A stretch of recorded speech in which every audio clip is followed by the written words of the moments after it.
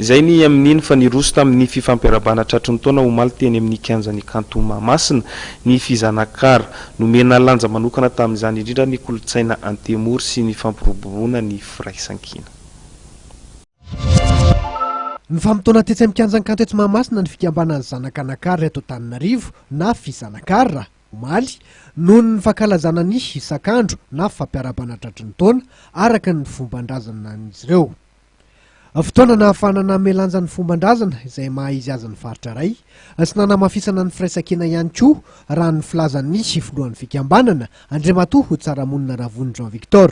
Ireo antemoro avy ao Mahamasina fipeno ny isak'andro da fifampiarahabana tratry ny taona ny mpikambana ao anatin'ny fikambanana Fizanakara.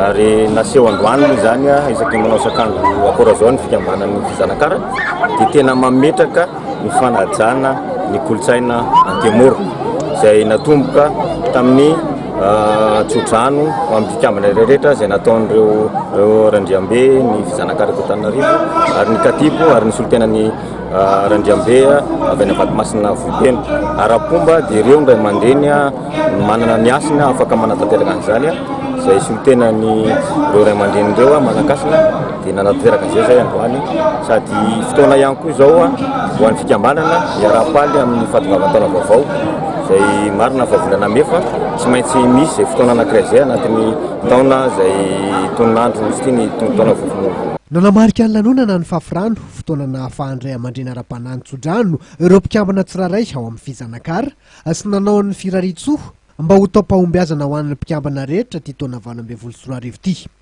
Fotoana ihany koa nahafahan'ireo mpikambana ny fankahitandray sy ny korana ihany koa ny isak'andro. Fotoana nahafahana nanao jeritodika sy nandrafitra ny vina ihany koa. Mandidina ny 100 eo amin'izao fotoana izao ireo loham-pianakaviana nandola-tsakemoka mandrafitra ny Fizanakara.